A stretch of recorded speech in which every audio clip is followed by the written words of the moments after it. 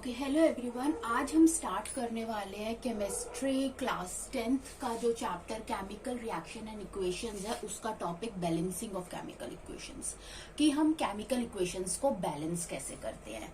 Okay, तो सबसे पहले हमें ये देखना है कि केमिकल इक्वेशन होती क्या है। ठीक है, केमिकल इक्वेशंस किसे कहते हैं। ठीक है, अब सपोज हम एक केमिकल रिएक्शन परफॉर्म कर रहे हैं और हमारा केमिकल रिएक्शन ये है कि हम जिंक की रिएक्शन कर रहे हैं सल्फ्यूरिक एसिड के साथ। तो जब जिंक जो होता है सल्फ्यूरिक एसिड के साथ रिएक्ट करता है तो क्या बनाता है, जिंक सल्फेट और हाइड्रोजन गैस इवॉल्व होती है। तो जब हम इस केमिकल रिएक्शन को with the help of symbols and formula हम रिप्रेजेंट करते हैं, उसको हम कहते हैं केमिकल इक्वेशन। ठीक है, तो केमिकल रिएक्शन को रिप्रेजेंट करना with the help of symbols या with the help of formula, उसको हम कहते हैं केमिकल इक्वेशन। तो केमिकल इक्वेशन क्या होता है? It is a method of representing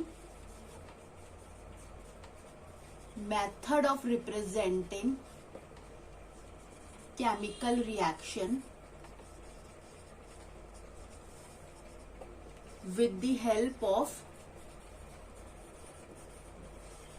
with the help of symbols and formula of a substance. Okay. अभी हमने देखा फॉर एग्जाम्पल कि जिंक है तो हमने Zn सिंबल यूज किया जिंक के लिए। जब हम उसका रिएक्शन सल्फ्यूरिक एसिड के साथ करते हैं यानी H2SO4 के साथ करते हैं तो हमें क्या मिलता है, ZnSO4 मिलता है, जिंक सल्फेट, और हाइड्रोजन गैस क्या होती है इसके अंदर, इवॉल्व होती है। तो ये क्या है, एक केमिकल इक्वेशन है। एक वैसे केमिकल रिएक्शन है लेकिन हमने सिंबल्स एंड फॉर्मूला की हेल्प से इसको रिप्रेजेंट किया है और ये क्या है, एक केमिकल इक्वेशन है। ठीक है, अब हम पहले भी पढ़ चुके हैं कि जो केमिकल इक्वेशंस के दो पार्ट होते हैं। जो सब्सटेंसेस रिएक्शन में टेक पार्ट करते हैं उनको हम क्या कहते हैं, रिएक्टेंट्स कहते हैं। ठीक है, जो हमारी लेफ्ट साइड्स में होते हैं। और ये जो रिएक्टेंट्स रिएक्ट करके जो सब्सटेंस बनाते हैं, यानी ये जो रिएक्टेंट जिस चीज में कन्वर्ट होते हैं जिन सब्सटेंसेस में, उनको हम प्रोडक्ट कहते हैं, जो कि हमारी राइट हैंड साइड में होती है। और ये जो एरो होता है ये क्या बताता है कि किस डायरेक्शन में हमारा रिएक्शन क्या कर रहा है, प्रोसीड कर रहा है। ठीक है, तो ओके, तो अब केमिकल इक्वेशंस जो होती हैं वो दो तरीके की केमिकल इक्वेशंस होती हैं। एक होती है बैलेंस्ड केमिकल इक्वेशन,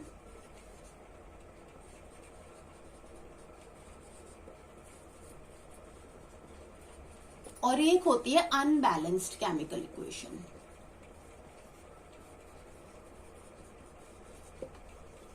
ठीक है, क्या डिफरेंस है बैलेंस्ड केमिकल इक्वेशन का और अनबैलेंस्ड केमिकल इक्वेशन का? तो इन दोनों केमिकल इक्वेशंस के बारे में जानने से पहले हम जानेंगे कि लॉ ऑफ कंजर्वेशन ऑफ मास क्या होता है। ओके, तो लॉ ऑफ कंजर्वेशन ऑफ मास क्या होता है, तो पहले इसके बारे में जानते हैं। लॉ ऑफ कंजर्वेशन ऑफ मास ये कहता है कि मास जो होता है या मैटर जो होता है, it neither be created not destroy, यानी रिएक्शन से पहले और रिएक्शंस के बाद जो मास होता है ना सब्सटेंसेस का, वो क्या रहता है, सेम रहता है। मास सेम होने का मतलब ये है कि अब जब जो भी केमिकल रिएक्शन होती है वो किसकी वजह से होती है, रीअरेंजमेंट ऑफ एटम्स की वजह से होती है। अब एटम्स रीअरेंज होती है और एक न्यू सब्सटेंस की क्या होती है, फॉर्मेशन होती है। तो एटम्स क्या होते हैं, रीअरेंज होते हैं, यही होता है। और न्यू सब्सटेंस क्या होता है, फॉर्म होता है। तो जब भी अब इस प्रोसीजर में क्या हो रहा है कि एटम्स तो सेम ही रह रहे हैं ना, no new atoms are form, कोई नए एटम्स की फॉर्मेशन नहीं हो रही, no new atoms are formed. ठीक है, सिर्फ रीअरेंजमेंट होता है एटम्स का, कोई नए एटम्स की फॉर्मेशन नहीं होती है। तो ये वही कहते हैं कि जिन केमिकल रिएक्शंस में इक्वल नंबर ऑफ एटम्स होते हैं इन both the sides of chemical reaction, यानी जो रिएक्टेंट्स में जो नंबर ऑफ एटम्स है एलिमेंट के वो इक्वल होने चाहिए प्रोडक्ट साइड में, ऐसी केमिकल इक्वेशंस को हम कहते हैं बैलेंस्ड केमिकल इक्वेशन। और बैलेंस्ड केमिकल इक्वेशन किसे फॉलो करती है, balanced chemical equation, balanced chemical equation ओबे करती है the law of conservation of मास, की मास जो है रिएक्शन से पहले भी सेम था और रिएक्शन के बाद भी क्या है, सेम है। और मास सेम कब होगा, जब इक्वल नंबर ऑफ एटम्स होंगे एलिमेंट्स के in both the side of reaction. तो equal number of atoms of elements in both sides of chemical reaction। ठीक है, तो balanced chemical equation law of conservation of mass को क्या करती है, फॉलो करती है। ओके, अब बैलेंस्ड केमिकल इक्वेशन वो होती है जो law of conservation of mass को फॉलो करती है, ये हमें पता है कि। और लॉ ऑफ कंजर्वेशन ऑफ मास का क्या मतलब होता है, इक्वल नंबर ऑफ एटम्स होने चाहिए एलिमेंट्स के in both the sides of chemical reaction. तो इसको एक एग्जांपल के साथ समझते हैं। फॉर एग्जांपल, हमने मीथेन लिया, हमने उसे ऑक्सीजन के साथ बर्न किया और हमको मिला CO2 मिला और हमें मिला H2O मिला। ठीक है, यहाँ पर 2 है और U है। सपोज ये आपके पास एक केमिकल इक्वेशन गिवन है। अब हमें कैसे पता चलेगा कि ये बैलेंस्ड केमिकल इक्वेशन है, तो सबसे पहले हम लिखेंगे नंबर ऑफ एलिमेंट्स, कितने एलिमेंट्स इस रिएक्शन में हमको दिख रहे हैं। तो हमें कार्बन दिख रहा है, हाइड्रोजन दिख रहा है और ऑक्सीजन दिख रहा है। ठीक है, सेकेंड, अब हम देखेंगे कि रिएक्टेंट साइड्स में कितने एटम्स हैं और प्रोडक्ट साइड्स में कितने एटम्स हैं। ठीक है, तो कार्बन अगर हम पहला एलिमेंट ले रहे हैं तो रिएक्टेंट साइड में कार्बन के कितने एटम्स हैं, 1। प्रोडक्ट साइड में कार्बन के कितने एटम है, 1। ठीक है, सेकंड आता है हाइड्रोजन, रिएक्टेंट साइड में हाइड्रोजन कितने हैं, H4, 4 हाइड्रोजन है। ठीक है, प्रोडक्ट साइड में कितने हाइड्रोजन है, ये देखो 2H2, तो 4। इस तरीके से जब होता है तो ये वाला, सपोज ये जो H2O है, तो ये आगे इस वाले स्पेस को हम कहते हैं कोफिशिएंट्स। तो कोफिशिएंट्स में जो भी नंबर होते हैं वो हर एलिमेंट से मल्टीप्लाई होते हैं। तो वो हाइड्रोजन के साथ भी मल्टीप्लाई होगा और ऑक्सीजन के साथ भी उतना ही मल्टीप्लाई होगा। तो हाइड्रोजन ऑलरेडी 2 थे, तो 2 मल्टीप्लाई बाय 2 कितने हो गए, 4। तो यहाँ पर 4 हाइड्रोजन आ गए। ठीक है, नेक्स्ट आता है इधर ऑक्सीजन। अब सिमिलरली ऑक्सीजन कितने हैं, 2 2 4 ऑक्सीजन है रिएक्टेंट साइड में। प्रोडक्ट साइड में कितने ऑक्सीजन है, अब प्रोडक्ट साइड में कितने ऑक्सीजन है, कार्बन डाइऑक्साइड के पास कितने हैं, 2 कार्बन डाइऑक्साइड के पास है। अब वाटर में क्या होगा, ये जो कोफिशिएंट साइड का 2 है ये वाटर के ये ऑक्सीजन के लिए भी है, तो +2 यहाँ पर, तो कितने हो जाएंगे, 4 हो जाएंगे। तो 4 ऑक्सीजन। अब आप देख सकते हो कि इन एलिमेंट्स के इक्वल नंबर ऑफ एटम्स है इन both the side of chemical reaction, इसीलिए ये एक बैलेंस्ड केमिकल इक्वेशन है। ओके, अब हम एग्जांपल्स देखते हैं अनबैलेंस्ड केमिकल इक्वेशंस के, और अनबैलेंस्ड केमिकल इक्वेशंस को हम कैसे बैलेंसिंग करते हैं।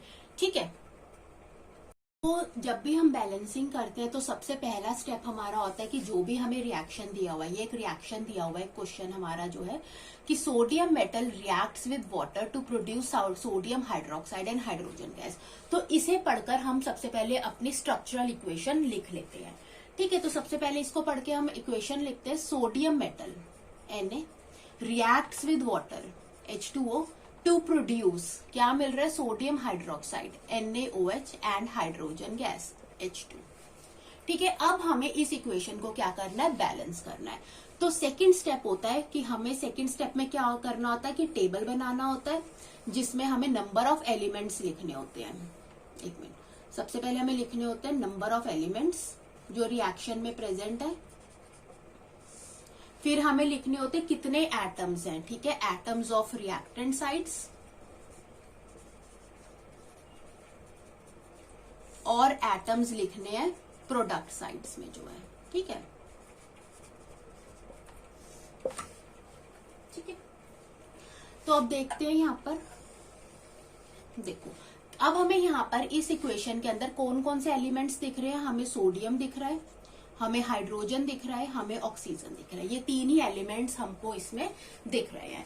सबसे पहले अब हम 1 बाय 1 लेकर इनके एटम्स लिखेंगे। तो रिएक्टेंट साइड्स लेते हैं, तो सोडियम कितने हैं रिएक्टेंट साइड में, 1 सोडियम है। प्रोडक्ट साइड में कितने सोडियम है, 1। ओके, अब हाइड्रोजन काउंट करते हैं। हाइड्रोजन रिएक्टेंट साइड में कितने हैं, 2, और प्रोडक्ट साइड में कितने हाइड्रोजन है, देखो 1 हाइड्रोजन यहां से आया और 2 हाइड्रोजन यहां से, तो टोटल 3 हाइड्रोजन है। ठीक है, नेक्स्ट ऑक्सीजन कितने, रिएक्टेंट साइड में सिर्फ 1 ही ऑक्सीजन है और प्रोडक्ट साइड में भी क्या है 1 ऑक्सीजन है। तो ये हमारा बन गया टेबल। अब थर्ड स्टेप हमारा ये होता है कि हमें क्या करना है, इस इक्वेशन को बैलेंस करना है। बैलेंस करने के लिए आप एक रूल याद रखें कि आपको हाइड्रोजन और ऑक्सीजन को सबसे बाद में बैलेंस करना है। हाइड्रोजन एंड ऑक्सीजन को छोड़ के जो भी एलिमेंट्स प्रेजेंट है हम सबसे पहले उसको बैलेंस करेंगे। ठीक है, तो हम इस इक्वेशन को यहाँ पे दोबारा लिखते हैं। अब देखो इक्वेशन को बैलेंस करने के लिए हमें अब यहाँ पर जैसे कि डिफरेंस है, यहाँ पे हाइड्रोजन में डिफरेंस है, तो अगर हमें इस इक्वेशन को बैलेंस करना है तो हमें कुछ नंबर मल्टीप्लाई करना पड़ेगा। तो वो जो मल्टीप्लाई करते हैं हम नंबर को, वो हम इन स्पेसेस में करते हैं, इन प्रीफिक्सेस, इनको कहते हैं, ये प्रीफिक्सेस होते हैं जिनको हम क्या कहते हैं, कोफिशिएंट्स कहते हैं। ठीक है, यहीं पर नंबर को मल्टीप्लाई किया जाता है। अंदर की तरफ कभी भी नंबर मल्टीप्लाई नहीं होता। ठीक है, इस प्रीफिक्सेस में हम नंबर को क्या करते हैं, मल्टीप्लाई करते हैं। ओके, अब सबसे पहले हम यहाँ पर देखते हैं। ओके, ठीक है, अब सबसे पहले हम देखते हैं कि हमारा अब हाइड्रोजन और ऑक्सीजन को छोड़ के सोडियम है, सोडियम ऑलरेडी क्या है हमारा बैलेंस है। अब हम और एंड हमारा ऑक्सीजन भी क्या है इसमें बैलेंस है। तो अब हमें बैलेंस क्या करना है, हाइड्रोजन। यहाँ पर कितना हाइड्रोजन है, 2 हाइड्रोजन, और यहाँ पे कितने हाइड्रोजन है, 3 हाइड्रोजन है। पर जहां पर भी डेफिशिएंट साइड होती है हम वहां पर नंबर को मल्टीप्लाई करना शुरू करते हैं। तो अब यहाँ पर रिएक्टेंट साइड में हम क्या करेंगे, 1 करने का तो कोई फायदा नहीं है, तो हम 2 से इसे मल्टीप्लाई करेंगे। अब यहाँ पर रिएक्टेंट साइड्स में कितने हो गए, 4 हाइड्रोजन आ गए हमारे पास। ठीक है, और प्रोडक्ट साइड में अभी भी कितने हैं, 3 है। तो इसको भी हमें यहाँ पर क्या करना पड़ेगा, 2 से मल्टीप्लाई। अब आप देख सकते हो यहाँ पर भी कितने, 2 हाइड्रोजन ये, 2 हाइड्रोजन ये, 4 हाइड्रोजन हो गए। तो हाइड्रोजन यहाँ पर क्या हो गए, बैलेंस हो गए।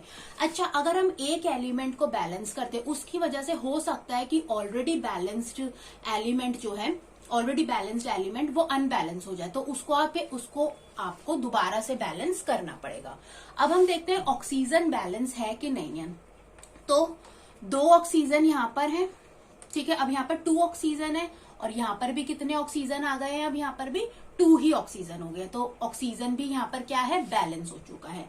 ठीक है, लेकिन सोडियम जो पहले बैलेंस्ड था अब यहाँ पर अनबैलेंस्ड कंडीशन में है। यहाँ पर 2 सोडियम है प्रोडक्ट साइड में और यहाँ पर क्या है, 1 ही सोडियम है। तो यहाँ पर हम इसे क्या करेंगे, 2 से मल्टीप्लाई कर देंगे। तो ये है एक बैलेंस्ड केमिकल इक्वेशन जहां पर सोडियम क्या है, अगर हम यहाँ पर बनाएं सोडियम, हाइड्रोजन एंड ऑक्सीजन, तो ये रिएक्टेंट साइड है और ये प्रोडक्ट साइड है। तो सोडियम रिएक्टेंट साइड पे 2 है, प्रोडक्ट साइड पे भी कितने हैं, 2 एटम्स हैं। हाइड्रोजन के 4 एटम्स हैं रिएक्टेंट साइड में और प्रोडक्ट साइड में भी हाइड्रोजन के 4 ही एटम्स हैं। ऑक्सीजन क्या है, रिएक्टेंट साइड में 2 एटम्स हैं और यहाँ पर भी ऑक्सीजन के क्या है, 2 एटम्स हैं। तो ये हो गई balanced chemical equation. Okay, next question है हमारा, methane burns in oxygen to form carbon dioxide and water. तो सबसे पहला स्टेप क्या होता है कि हम इस रिएक्शन को पढ़ के एक स्ट्रक्चरल इक्वेशन को फॉर्म कर लेंगे।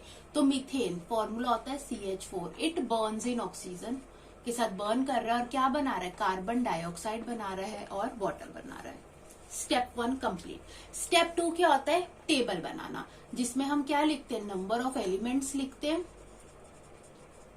ठीक है, फिर यहाँ पर रिएक्टेंट साइड्स लिखते हैं और यहाँ पर क्या लिखते हैं, प्रोडक्ट साइड लिखते हैं कि कौन कौन से एलिमेंट्स हमको दिख रहे हैं, कार्बन दिख रहा है, हाइड्रोजन दिख रहा है और ऑक्सीजन दिख रहा है। अब इनके कितने कितने एटम्स प्रेजेंट है, रिएक्टेंट साइड्स में कितने कार्बन है, 1 है, प्रोडक्ट साइड में भी 1 कार्बन है।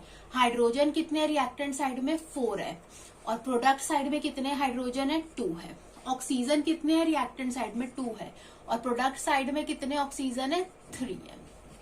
ठीक है, नाउ अब नेक्स्ट स्टेप क्या होता है कि ऑक्सीजन और हाइड्रोजन को छोड़कर हमें सबसे पहले स्टार्ट किससे करना है, दूसरे एलिमेंट से करना है। तो यहाँ पर ऑक्सीजन और हाइड्रोजन को छोड़ के क्या है, कार्बन है जो कि ऑलरेडी क्या है, बैलेंस्ड है। तो अब हम क्या करेंगे, हाइड्रोजन और ऑक्सीजन को बैलेंस करेंगे। ठीक है, तो इस इक्वेशन को हम दोबारा लिखते हैं, CO2 + H2O। ठीक है। हम अब एक चीज, अब हम नंबर को कहाँ मल्टीप्लाई करते हैं, ये जो कोफिशिएंट्स होते हैं यहाँ मल्टीप्लाई करते हैं, और जहां पर डेफिशिएंसी होती है हम वहां से स्टार्ट करते हैं। तो अब यहाँ पर देखते हैं हम ऑक्सीजन, यहाँ पर कितने ऑक्सीजन है, यहाँ पर 2 ऑक्सीजन है, और यहाँ पर कितने ऑक्सीजन है, यहाँ पर 3 ऑक्सीजन है। तो हम यहाँ पर 2 मल्टीप्लाई करते हैं। अब कितने ऑक्सीजन हो गए, यहाँ पर 4 ऑक्सीजन हो गए, और यहाँ पर कितने ऑक्सीजन है, यहाँ पर अभी भी 2 ऑक्सीजन है। ठीक है, तो अब हम यहाँ पर क्या कर सकते हैं, यहाँ पे 2 मल्टीप्लाई कर सकते हैं। 2 मल्टीप्लाई करने में भी यहाँ पर भी 2 ऑक्सीजन है और यहाँ पर भी 2 ऑक्सीजन है, तो टोटल 4 ऑक्सीजन हमारे बैलेंस हो चुके हैं। अब देखते हैं कि इसको बैलेंस करने से हाइड्रोजन पे क्या असर पड़ता है। यहाँ पर 4 हाइड्रोजन है, ओके। अब यहाँ पर कितने हाइड्रोजन है, 2 2 4, यहाँ पर भी 4 ही हाइड्रोजन है। तो हाइड्रोजन और ऑक्सीजन बैलेंस हो चुका है, और कार्बन पर इसने कोई भी इफेक्ट नहीं किया, कार्बन ऑलरेडी बैलेंस स्टेट में है। तो अब ये बैलेंस्ड वाला चार्ट है, ये अनबैलेंस्ड वाला चार्ट था। ठीक है, अनबैलेंस्ड एटम्स थे, ये है balanced atoms, both the sides. कैसे हैं, ये रिएक्टेंट साइड, ये प्रोडक्ट साइड। देख लो, कार्बन यहाँ पे 1 है, यहाँ पर भी 1 है, तो कार्बन क्या है, बैलेंस है। ठीक है, हाइड्रोजन देख लो, हाइड्रोजन रिएक्टेंट साइड पे 4 है, यहाँ पर भी हाइड्रोजन क्या है, 2 2 4 है। ऑक्सीजन कितने, 2 2 4, ऑक्सीजन यहाँ पे कितने, 2 2 4। तो ये आपका बैलेंस्ड वाला चार्ट है। तो ये हमारी क्या है, बैलेंस्ड केमिकल इक्वेशन है। ओके, नेक्स्ट क्वेश्चन करने से पहले मैं यहाँ पर डिस्कस करना चाहूंगी एक छोटा सा टॉपिक कि ऑक्साइड्स ऑफ आयरन कितने होते हैं। आयरन के 3 मेन ऑक्साइड्स होते हैं। ठीक है, एक होता है, फर्स्ट होता है फेरस, एक होता है फेरिक, और एक होता है मैग्नेटिक आयरन ऑक्साइड। ठीक है, तो ये 3 ऑक्साइड्स होते हैं आयरन के, जिसके अंदर जो सबसे ज्यादा जो यूज्ड होता है, जो ज्यादा पॉपुलर है, वो है फेरिक। ठीक है, फॉर्मूला क्या क्या होते हैं, जो फेरस होता है इसका फॉर्मूला होता है FeO, फेरिक ऑक्साइड का फॉर्मूला होता है Fe2O3, और जो मैग्नेटिक आयरन ऑक्साइड होता है ना, वो इन दोनों के मिक्सचर से बना होता है, यानी FeO प्लस Fe2O3। ठीक है, जो फेरस ऑक्साइड होता है, यहाँ पर आयरन की वैलेंसी कितनी होती है, 2 होती है। फेरिक के अंदर आयरन की वैलेंसी 3 होती है, और इसके अंदर जो वैलेंसी होती है वो 2 भी होती है और 3 भी होती है। क्यों, क्योंकि ये मिक्सचर से बना होता है। अब वैलेंसी कैसे काउंट करते हैं, यहाँ पर देखो, हम आयरन की वैलेंसी को काउंट करें तो आयरन को x मान लेते हैं, ऑक्सीजन पे -2 चार्ज होता है, इज इक्वल टू 0, तो x इज इक्वल टू 2, इसीलिए यहाँ पर 2 आ गई। फेरिक की बात करेंगे तो कितने आयरन है, 2x, तो 2x हो जाएगा, 2 आयरन है इसलिए 2x। ऑक्सीजन पे कितना चार्ज है, -2, तो प्लस, और कितने ऑक्सीजन है, 3, तो 3 - 2 is equal to 0, so 2x is equal to 6 equal to 0, so x is equal to 3 हो जाएगा। ठीक है, और ये जो होता है मैग्नेटिक आयरन ऑक्साइड होता है, ये किससे बना होता है, क्योंकि मिक्सचर से बना होता है फेरस और फेरिक के, इसलिए इसकी वैलेंसी 2 भी होती है और 3 भी होती है। ठीक है, ओके। अब यहाँ पर क्या होता है, हम क्वेश्चन पढ़ के अपनी स्ट्रक्चर इक्वेशन लिखते हैं कि हीटेड आयरन मेटल। अब हीटेड आयरन मेटल का मतलब है iron Fe react with steam. Steam क्या होता है, वाटर की ही फॉर्म है, तो H2O, it form Fe3O4। Fe3O4 का मतलब होता है मैग्नेटिक आयरन ऑक्साइड, जो उसकी 3rd फॉर्म थी। Fe3 फॉर्म, इसके फॉर्मूला होता है Fe3O4, यानी जहां पर आयरन की वैलेंसी 2 भी थी और 3 भी थी, जो फेरस और फेरिक ऑक्साइड के मिक्सचर से बना होता है, उसको हम क्या कहते हैं, Fe3O4। ठीक है, magnetic iron oxide plus hydrogen gas इसने क्या करी, फॉर्म करी। ठीक है, अब हमें इसको बैलेंस करना है, तो सबसे पहले हम क्या करेंगे, नंबर ऑफ एलिमेंट्स देख लेंगे। हमारे नंबर ऑफ एलिमेंट्स क्या है, आयरन है, हाइड्रोजन है और ऑक्सीजन है। ठीक है, ये अनबैलेंस्ड वाला चार्ट है। ठीक है, रिएक्टेंट साइड पर और प्रोडक्ट साइड पर देख लेते हैं। रिएक्टेंट साइड्स पर कितने आयरन है, 1, और प्रोडक्ट साइड पर कितने हैं, 3। ठीक है, हाइड्रोजन कितने हैं रिएक्टेंट साइड पर, 2, और ऑक्सीजन कितने हैं रिएक्टेंट साइड पे, 1। हाइड्रोजन कितने हैं प्रोडक्ट साइड पर, 2, और ऑक्सीजन कितने हैं प्रोडक्ट साइड पर, 4। ठीक है ना, नेक्स्ट स्टेप होता है कि अब हमें क्या करना है, इस इक्वेशन को हम दोबारा लिखते हैं, Fe plus H2O gives Fe3O4 plus H2। अब हमें इनको बैलेंस करना है। बैलेंस करने के लिए हम क्या करते हैं, हाइड्रोजन और ऑक्सीजन को हम क्या करते हैं, बाद में बैलेंस करते हैं, ठीक है। तो और उससे पहले हम किसे बैलेंस करेंगे, अब देखो यहाँ पर आयरन क्या है, अनबैलेंस्ड फॉर्म में, तो हम आयरन को बैलेंस करते हैं। यहाँ पर कितने आयरन है, 3, तो हमने यहाँ पर इसके कोफिशिएंट में 3 को मल्टीप्लाई कर दिया। अब हमारे आयरन क्या हो चुके हैं, बैलेंस हो चुके हैं। नेक्स्ट यहाँ पर ये कहता है कि हाइड्रोजन ऑलरेडी बैलेंस्ड है, यहाँ पर भी 2 हाइड्रोजन है, रिएक्टेंट साइड में, प्रोडक्ट साइड में भी 2 ही हाइड्रोजन है। ऑक्सीजन की बैलेंसिंग देखते हैं, यहाँ पर प्रोडक्ट साइड में 4 ऑक्सीजन है, डेफिशिएंट साइड कौन सी है, रिएक्टेंट साइड, तो यहाँ पर हमें क्या करना पड़ेगा, 4 से मल्टीप्लाई करना पड़ेगा। अब ऑक्सीजन तो बैलेंस हो गए, ठीक है, लेकिन अब हमने क्या कहा था, एक एलिमेंट को बैलेंस करने पर दूसरा एलिमेंट डिस्टर्ब हो सकता है। तो जब हमने ऑक्सीजन को यहाँ पर बैलेंस किया तो हाइड्रोजन यहाँ पर डिस्टर्ब हो गया। अब यहाँ पर 8 हाइड्रोजन हो गए और यहाँ पर कितने, 2 ही हाइड्रोजन है, तो 4 2 8, तो यहाँ पर भी हमें हाइड्रोजन को किससे मल्टीप्लाई करना पड़ेगा, 4 से मल्टीप्लाई करना पड़ेगा। तो अब ये देखो, ये आ गया बैलेंस्ड वाला chart. Iron, hydrogen and oxygen, reactant side and product side. Iron कितना है रिएक्टेंट साइड पर, 3 है, यहाँ पर भी प्रोडक्ट साइड में भी कितना है, 3 है। हाइड्रोजन कितना है, 8 है, रिएक्टेंट साइड में, प्रोडक्ट साइड में भी कितना है, 8 है। ऑक्सीजन कितना है, रिएक्टेंट साइड में 4 है और यहाँ पर भी कितना ऑक्सीजन है, 4 है। तो ये क्या है, बैलेंस्ड केमिकल इक्वेशन है। ओके, तो इसी तरह हम जब केमिकल इक्वेशंस में दोनों ही साइड जब अपने हम एलिमेंट्स के एटम्स को इक्वल कर लेते हैं तो हम अपनी इक्वेशंस को क्या बना लेते हैं, बैलेंस बना लेते हैं। और बैलेंस्ड केमिकल इक्वेशन हमेशा law of conservation of mass को क्या करती है, फॉलो करती है। ओके, तो अगर आपको अच्छा लगा हो ये वीडियो तो आप इसे जरूर लाइक करें एंड सब्सक्राइब करें। Thanks for watching.